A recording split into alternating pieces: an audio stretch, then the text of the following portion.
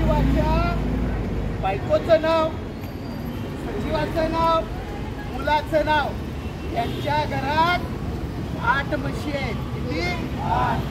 4 गायी आहेत. किती गाय आहेत? 8 म्हशी आणि 4 गाय आहेत. तेव्हा एवढं दूध या चेअरमनांच्या म्हशी किती आहेत? 2. हे 2 म्हणतात. काही जण म्हणतात 1 पण नाही म्हणतात. बोगस सभासद किती आहेत?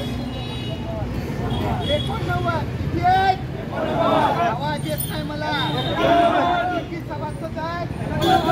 नवीन सभासद आपल्याला करतात का? का नाही करत? काय होतंय? हे म्हणतात भ्रष्टाचार. म्हणजे काय होतंय? भ्रष्टाचार निवडणुकीत यांचा पराजय होईल. भ्रष्टाचार हा दुसराही बाब आहे. निवडणुकीत यांचा पराजय होईल म्हणून या लक्ष्मी सहकारी व्यावसायिक दूध व्यावसायिक संस्थेमध्ये नवीन सभासदाला, दूध घालणाऱ्या सभासदाला बरोबर ना?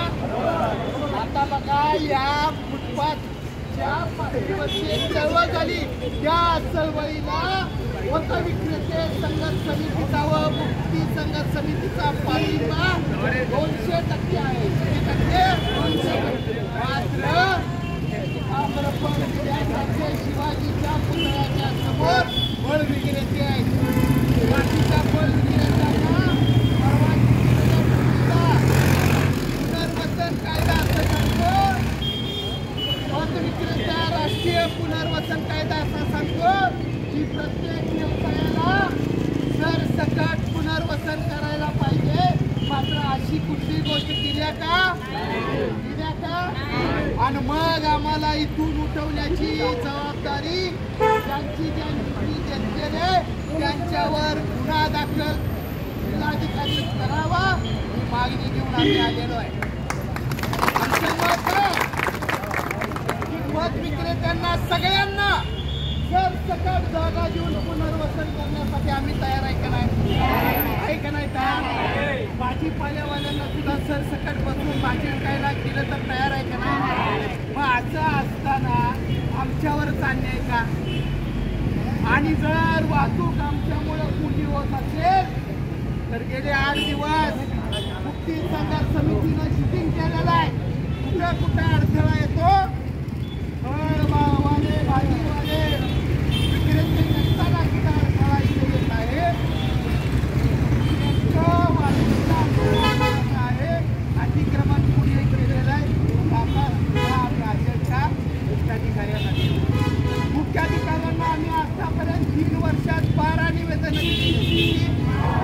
या 12 निवेदनाचं उत्तर आम्हाला दिलेलं का? कोरोना काळात ज्यांची सभासद नोंदणी केलेले त्यानंतर नोंदणी झाल्या का? यामध्ये बोगस यादी आहे का नाही? आहे का नाही? या ठिकाणी बोगस यादी घेऊन सुद्धा आम्ही आलेलो आहे. त्यामुळे आम्हाला सीओना विचारायचं आहे त्या कायद्याच्या अधिकाराखाली आणि हा राष्ट्रीय मार्ग होताना या ज्या गोष्टी करायला पाहिजे होत्या त्या पोलीस प्रशासनानं, राष्ट्रीय महामार्ग प्राधिकरणानं, मुख्याधिकाऱ्यांनी आणि प्रांताधिकाऱ्यांनी आमच्या पातळीवर आमचा विचार केला नाही.